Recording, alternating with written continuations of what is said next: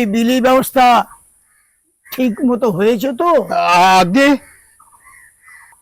কি হলো শম্ভু, আগে খুশি তো? আগে আপনার কথার উপর কথা কব, অমন বাপের কুপুত্র আমি লই। জিজ্ঞাসা করুন আপনার বড় সামন্তরে। দেখ শম্ভু, পায়ে পা দিয়ে ঝগড়া করতে আসিস না। উনি বাপের সুপুত্র আর আমি কুপুত্র হলাম। আহা, আর ঝগড়াঝাটি শুরু করো না শিবু। একে তো এই ঝগড়াঝাটির জন্যে ভাইয়ে ভাইয়ে কৃতকান্য হলে, তারপরে ভাইয়ে ভাইয়ে মাথা ফাটাফাটি করে থানা পুলিশ করে। চৌধুরী মশাই, আপনারা যখন নিজে নিয়ে এসে আপনি যখন সবকিছু ভাগযোগ করে দিলেন, দেখেন এর মধ্যে আবার সুপুত্র কুপুত্র এইসব বলার কি দরকার আছে বলেন তো? নইলে কে যে বাপের সুপুত্র এই কথাটা এই গ্রামের সবার জানতে আর বাকি নেই। জানে তো, গায়ের লোক জানে তো। শুনে শোনা, গায়ের লোক কি বলে তোমার? শুনতেছেন চৌধুরী মশাই? নিজের ছোট ভাই হয়ে। তাহলে শেষ পর্যন্ত দাঁড়ালো কি? তোমাদের বিষয় সম্পত্তি জায়গা জমি একেবারে চুলচেরা ভাবে বিচার করে দিলাম। শিবু, শম্ভু, তোমরা যে যার পরিবার নিয়ে যে যে ঘরে আছো তোমরা থাকবে। দুপাশে যথেষ্ট ফাঁকা জায়গা রইল। যদি তোমাদের কখনো ঘরের প্রয়োজন হয়, তোমরা যে যার মতো ঘর তুলে নিতে পারো, তাতে কোনো অসুবিধা হবে না আশা করি। তা বই কি, ধরুন ছেলে পুলে বড় হলো, তারপর তারা বিয়ে শাদী করলো, তখন তো ঘরের একটু অকল্যাণ হবেই। অবশ্য আমাদের কোনো ছেলে পুলে নেই। শম্ভু কি বলে, ওদের বাচ্চা কাচ্চার সংসার। হ্যাঁ, তা তো বটেই। তবে আপনাদের শ্রীচরণের আশীর্বাদে হয়ে যাবে আর একখানা ঘর। তাছাড়া ধরুন, বড় ছেলেটা গায়ে পায়ে জোয়ান হয়ে উঠেছে। হ্যাঁ, তা সে কালে কালে 2-10 টাকা রোজগার করবে। যাক, যে কথা তোমাদের বলছিলাম, এই উঠোনটা এজমালি রইল। যদি কখনো তোমাদের প্রয়োজন হয়, ওই কি বলে, ওই ছিটে বেড়া দিয়ে নিয়ে তোমরা সমান ভাবে রেখো। আর ওই বাঁশ গাছে তো কয়েকখানা বাঁশ রয়েছে, তো ওই বাঁশ আর ভাগ করলাম না, ওটা তোমার এজমালির মধ্যেই রইল। আগে আমার একটা নিবেদন ছিল চৌধুরী মশাই। বেশ, বলো না। এই দুই ভাইয়ের সাক্ষাতে সেটা সমস্যার সমাধান হয়ে যাবে। আগে চৌধুরী মশাই, আমি বলছিলাম যে ওই ওই বাঁশঝাড়টা আমার একারই চাই। ঘর দুয়ার সব পুরনো হয়ে গিয়েছে, চালের এই বাটার এই সব ভেঙে চুরে গেছে। খুঁটো খাটা দিতে বাঁশ তো একান্তই দরকার। তা নিজের বাঁশ থাকতি। ওর ঘরে খুঁটো খাটা দিতে বাপ চাই, আর আমার ঘরে কলা গাছ ছিঁড়ে দিলেই হবে। না না, তা হবে নি। চৌধুরী মশাই, ওই বাস সাপটা আমার ভাগে না থাকলে হবে নি। না, এই সামান্য জিনিস নিয়ে মনের মধ্যে কিন্তু রেখো না শিবু। সম্মুখেও তাই বলছি, অবশ্যে যখন তোমরা পিতাকান্ন হলে, সেইটুকু যে যার মতো নিয়ে থাকো। নিজেদের মধ্যে ঝগড়া ঝাঁটি করে এই গ্রামের লোকদের আর মুখ হাসিও না। তাহলে শিবু, শম্ভু, এবার তাহলে আমি যাই। তোমরা ভালো থেকো। হ্যাঁ, চললাম। সত্তর, সব সত্তর। আর ষষ্ঠী পুজোর দিনে ছেলেপেলেরা খাবে দাবে খেলবে ছড়াবে, তা নয় অভাগীর বেটি নিজের ছেলে মেয়ে কটাকে একটিবারও চোখের দেখা দেখতে না। বলি তোর কি ভালো হবে মনে করেছিস? তোর ভালো হবেনি, তোর ভালো হবেনি। আজ এই ষষ্ঠীর দিনে মায়ের পরানটা দাগা দিলি, একটু ধর্মে সইবে না, ধর্মে সইবে না, ধর্মে সইবে না। যা ভুলেই গেছি, কটা বাঁশের করুর লাগবে, যা নিয়ে আসি গে।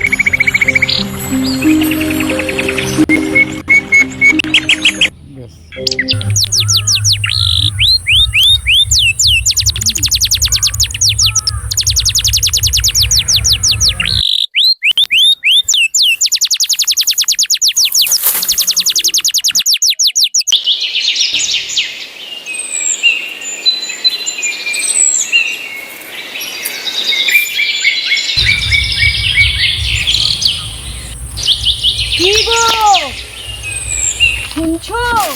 কোথায় তুমি, কোথায়? ওরে আমাদের তো সব বাঁশপাতাগুলো সব তুলে নিয়ে নিল। কোথায় গেলে তুমি? শুনতে পাচ্ছ?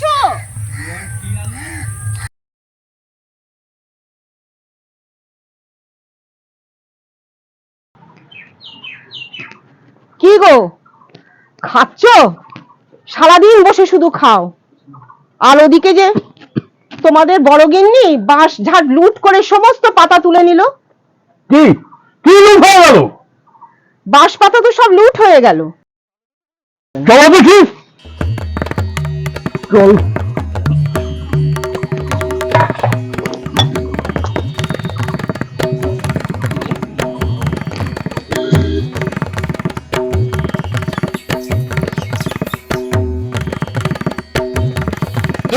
তুমি নিজের চোখে দেখেছো? নিজের চোখে দেখেছো বাস পাতাকে ছিটতেছে?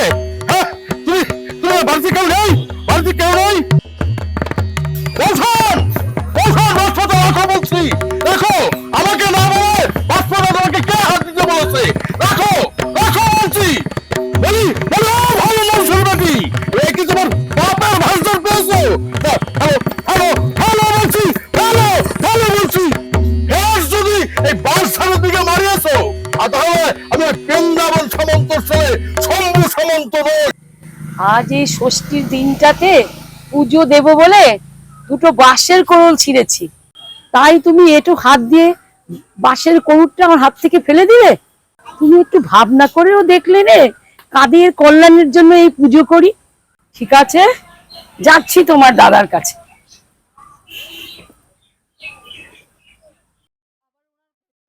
এই কাজটা কিন্তু ভালো হলো না তোমার, শত হলেও বড় ভাজ, তার উপর এই ষষ্ঠী পুজোর দিনে।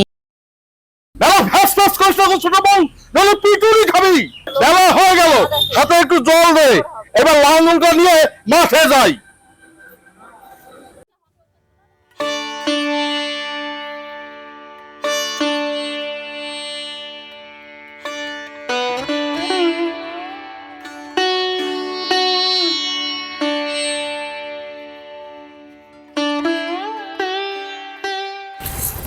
কি গো তুমি কোথায়?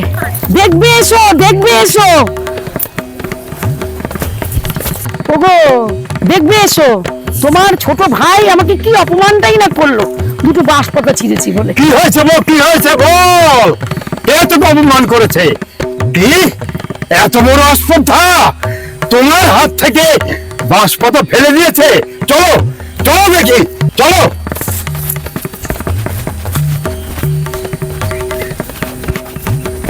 ওই ওই সেই কুয়োর বেটা, ও কোথায় গেছে?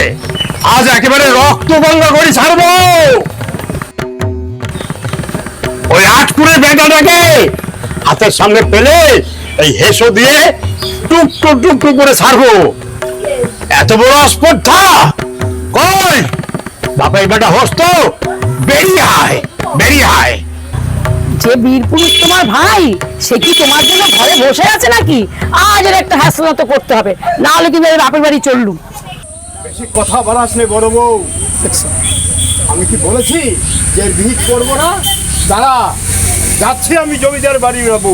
চৌধুরী বাবু ভিড় করেন তো ভালো, না হলে সদরে গিয়ে ছটান আমি 1 নম্বর ঠুকে দিয়ে আসবো।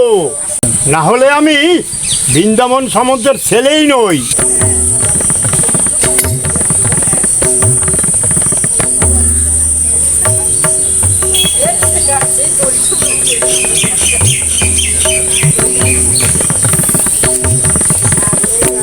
বাবু আমি যাচ্ছি। সোনা নয়, রূপো নয়, তুচ্ছ দুটো বাঁশপাতা, তা কিনা বড় ভাজির হাত থেকে কেড়ে নিলি? এ কি তোর ধম্মে সইবে?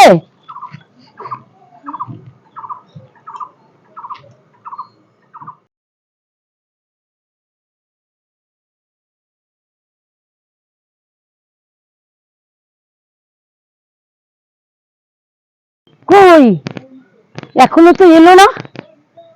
চৌধুরী মশাই বাড়িতে গিয়ে কি কোনো কাজ হলো না? মামলা করতে কি একেবারে সদরেই চলে গেল? বেশ হয়েছে, বুঝুক, এবার ঠেলা সামলাক। ভাত দে জ্যাঠাইমা, ভাত দে।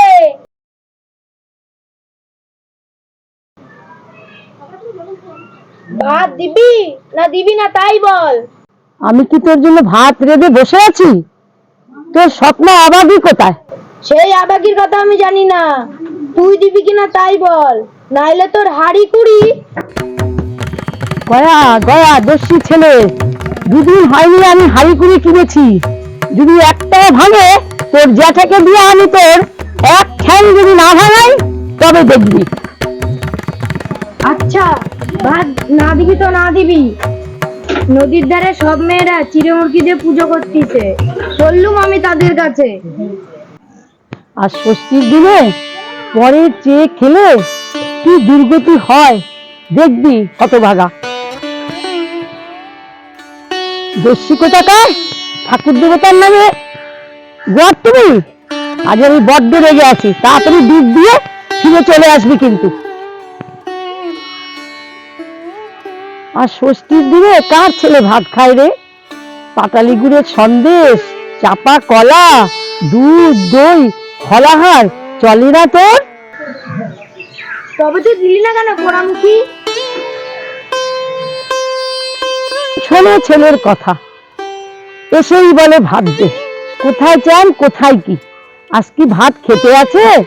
আর আমি রোজ বিকেল বেলা ভাত খাবো? যা, তোদের কারো কাছে খেতে চাই না। আর ষষ্ঠীর দিনে কারো কাছে চেয়ে খেয়ে অমঙ্গল করিস নি রে গয়া। লক্ষ্মী বাপ আমার, না হয় 4টি পয়সা দেবো। যাস নে, যাস নে।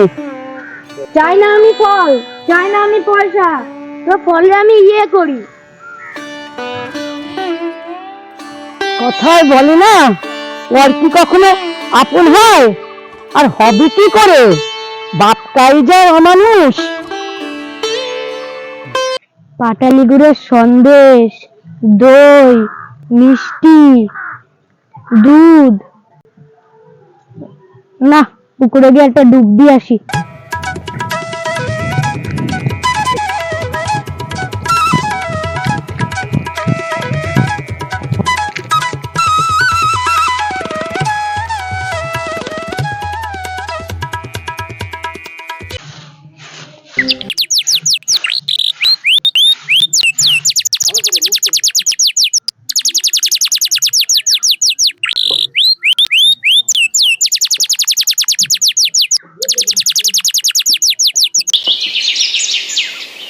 জেঠাইমা, ও জেঠাইমা, বড্ড খিদে পেয়েছে, কিছু খেতে দে। আজ পাটালি সন্দেশ কম দিলে তোকে সিদ্ধ খেয়ে ফেলবো। তুই ততক্ষণ মাথা আসরা, আমি হাত দিয়ে আসতেছি।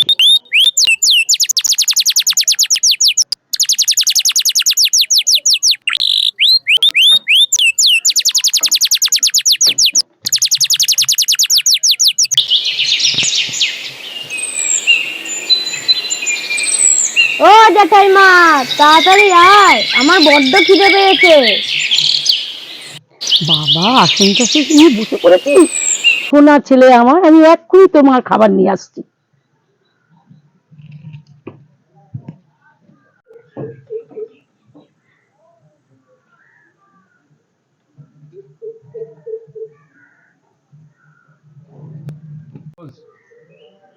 চাপা কলা কই? ইঁদুরে সব কলা খেয়ে নিয়েছে।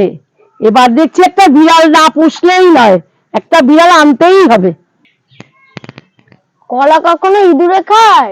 বল তোর ঘরে ছিল না। সে কি কথা রে, কলা ইঁদুরে খায় না? আচ্ছা, ইঁদুরে কলা খায় তো খায়, আমার কলা দরকার নেই। তুই পাটালি গুঁড়ে সন্দেশ নিয়ে আয়। আচ্ছা আচ্ছা, তুই খেতে থাক, আমি আনতেছি।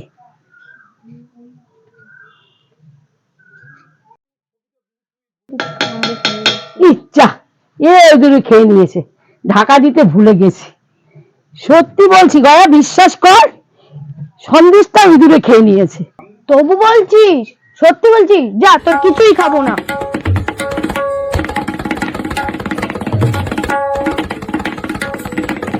গদা গদা, কিছু ভাঙচুর করিস না কিন্তু গদা, লক্ষ্মী গদা, করিস না কিন্তু, লক্ষ্মী বাবা মা, ভাঙছে, ভাঙছে, ভাঙছে।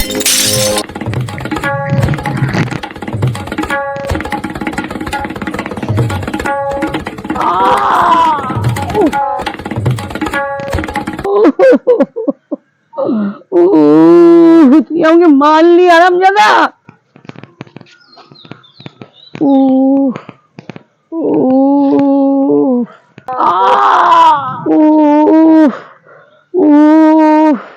কিরে গয়া, তুই আমার বাড়িতে আবার এসেছিস?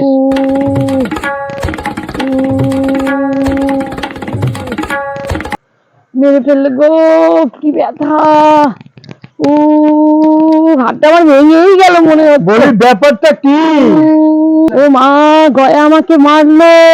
ঘরে দেখো গিয়ে সব হাড়ি কুড়ি ভেঙে আমার হাতে মধ্যে একটা বাড়ি দিয়ে পালিয়ে গেল। দেখো কি ফুলেছে, দেখো দেখো কি ফুলেছে। দেখলে দেখলে পাচু, ছোটটার কি আস্পর্ধা। আমি তো অনেক আগেই দেখেছি, এবার তুই দেখো। তবে কিনা এটা হলো তোমাদের ঘরের ব্যাপার, আর আমি তো কুটুম মানুষ। এই তো তোমার দোষ পাচু, তুমি বড্ড বেশি কথা বলো। এই ধরো না, ওই জমিদার বাড়িতে যাবার সময় তোমারে সঙ্গে করে কেন নিলুম? কারণ তুমি হচ্ছ লেখাপড়া জানা শিক্ষিত মানুষ। ওই কোর্ট কাছারির খাত খোঁজ তোমার সব জানা। আমি বলি কি, এর মধ্যেই ওই ছোট্ট সামন্তর কারসাজি আছে, ওই ওর ছেলেকে উস্কিয়েছে। হ্যাঁ হ্যাঁ, নাকি বলো দিদি? উফ উফ, ঠিক বলেছিস তুই। ওই ছোট কর্তাই ওকে শিখিয়ে ঠিকিয়ে পাঠিয়েছে, নাইলে ওই ছোড়ার এত বড় সাহস। তোমরা একটাই বিহিত করো, নইলে আর ষষ্ঠীর দিনে নিজে এসে এমন হেনস্থা করে গেলি, তারপরে ছেলেকে পাঠালি গায়ে হাত তুলতে। দাঁড়া, এর একটা বিহিত করতেই হবে। পাচু, চল তো থানায় যাই। বুঝছেন সামন্ত মশাই, আইন মতে এ হচ্ছে অনধিকার প্রবেশ। লাঠি নিয়ে বাড়ির মধ্যে ঢোকা, জিনিসপত্র ভাঙা, মেয়ে মানুষের গায়ে হাত দেওয়া, এর সাজা হলো 6 মাস জেল। তুমি এবার কোমর বেঁধে সোজা হয়ে দাঁড়াও তো সামন্ত মশাই, আমি কেমন ওই বাপ বেটার জেলের ঘাড়ি টানাবো।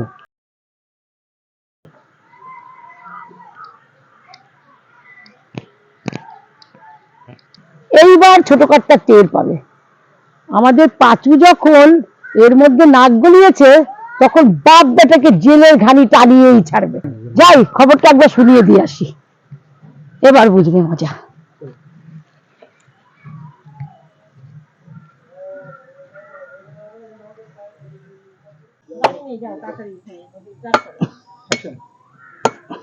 কি গো ছোট কর্তা, ছেলেকে দিয়ে আমাকে আর মার খাওয়াবে? যাও এখন বাপ বেটা দুজনে গিয়ে ফাটক খাটকে। কি হয়েছে বউঠান? আমি তো কিছু জানি না। নেকামো, কিচ্ছু জানো রে? যাও বাপ বেটা দুজনে গিয়ে ফাটক খাটকে, এক্ষুনি দারোগা আসবে।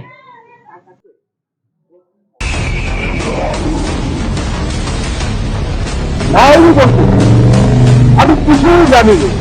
কি হয়েছে, কি বৃত্তান্ত, আমি কিছুই জানি না। হয়েছে নাকি বড় বউঠান? তোমরা তাহলে কিছুই জানো না বলছি তো? সত্যি বলতেছি, মা কালীর দিব্যি, আমরা কিছুই জানি না। তা যখন তুমি মা কালীর দিব্যি করে বলতেছ, দুধ কলা চিড়ে মুরগি দিয়ে ফলহার করা হয়নি? আদর করে তারে দিতে গেল, তা বাপুর মন উঠল না। আদর করে পাটালি গুড় দিতে পারলুম না বলে আমার নতুন হাড়ি কড়া সব তো ভাঙলই, এমনকি আমার হাতের মধ্যে বাড়ি পারল। ওগো, যা বলেছি তা হলো কিনা কেমন দেখছো? তোমার ওই দস্যি ছেলেটারে বলেছিলাম ঘরে ঢুকতে দিও না, এই ছোট ছোট ছেলে মেয়েগুলোকে মেরে মেরে ফোন করে ফেলবে। আহা, দিদির হাতের জানাটা মেরে ফুলিয়ে দিয়েছে। দেখো আবার দিব্যি বড় বউঠান, দাদা কি সত্যি সত্যি থানায় গিয়েছে?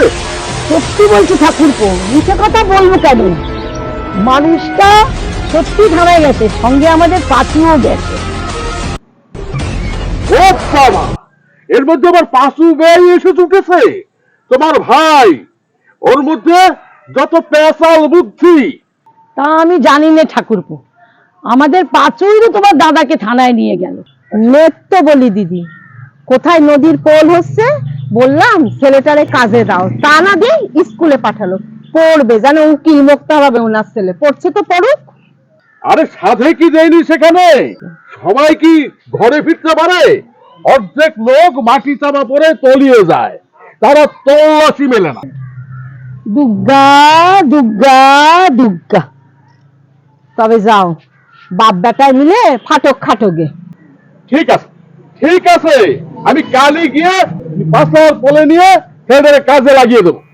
বৌখান, বৌখান, তোমার হাত ধরে আমি বলছি, তুমি যেমন করে পারো দাদারে ঠান্ডা করো, এমন কাজের কোনোদিন হবে না। শোনো দিদি, ওই ঝগড়া ঝাঁটি অশান্তি সবই তো ছোকরাটার জন্য। তোমাদের কতবার বলেছি ওকে অত আশকারা দিও না। বৌখান, আমার মরা মায়ের দিদি বৌখান, তুমি তুমি নিশ্চিন্তে ঘরে যাও, আর কোনোদিন এরকম হবে না বৌখান। যে করেই হোক কাল সকালে আমি গা ছাড়া করে তারপর আমি জলদ গ্রহণ করবো।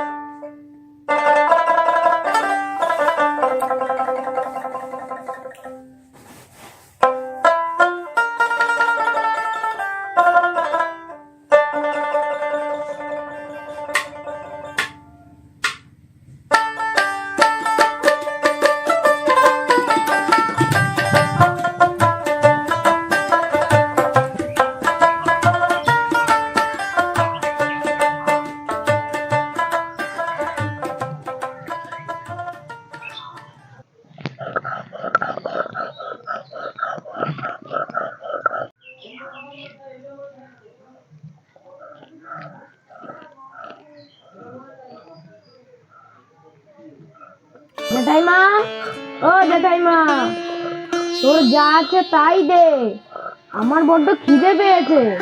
দিয়ে হাইয়া পুরো মুখ পোড়া মুখ, তুই আবার আমার কাছে এসেছিস? দূরা দূর হ এখান থেকে। দূর হবো? তোর কথায় দূর হবো? হারামজাদা নচ্ছার, আমি আবার তোকে খেতে দেবো? তুই দিবি না তো কে দেবে? আমার কি মা আছে? মা থাকবে কি করে? মা তো জন্মেই খেয়ে নিয়েছিস, এবার আমাকে খা। কেন তুই ইঁদুরের দোষ দিয়ে নিচে কথা বললি? নইলে তো আমার রাগ হয় না। দে না খেতে রাক্ষসী, আমার পেটটা যে জ্বলে গেল। পেট জ্বলে গেল? জানা তোর স্বপ্নের কাছে জানা, এখানে মরতে এসেছিস কেন? সে আবাগির নাকি আমি আবার মুখ দেখবো? ঘরে আমার ছিটটা আনতে গেছি, তাই কি না বলে দূর হ দূর হ, জেলের ভাত খাগে যা।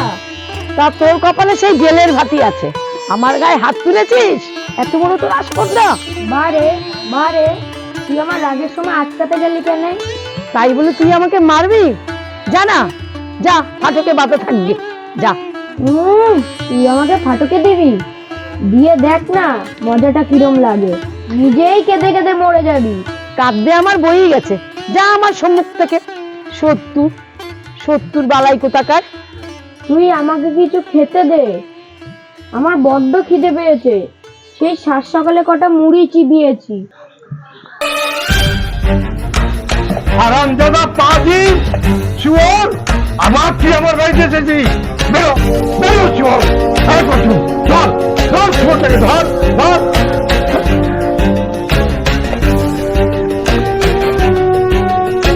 পেঁচু পেঁচু শালা, তোর যদি একটা ঠ্যাং না ভেঙেছি। শুনলে শুনলে সামন্ত মশাই, শুনলে? আরে তোর দিদির আজকারিতে এই ঘটনাগুলো ঘটেছে। এই আমি তোকে বলে দিচ্ছি বলবো, আবার যদি কোনোদিন আমার বাড়িতে ঢুকতে দেখেছি ওকে, তাহলে তোর দিব্যি রেগে বলে দিলাম। দেখো, ফস করে দিব্যি ঠিপি দেবে না বলতেছি। তোমার কি যা সর্বনাশ তো আমার, কখন যে রাত বিরেতে আমার ঠ্যাং ঠ্যাং ভেঙে দেবে।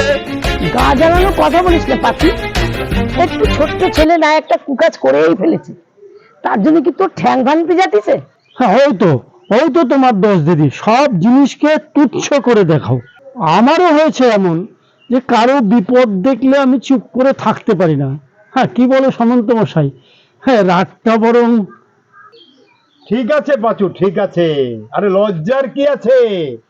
তুমি রাতটা এখানেই কাটিয়ে দিয়ে যেও, কেমন?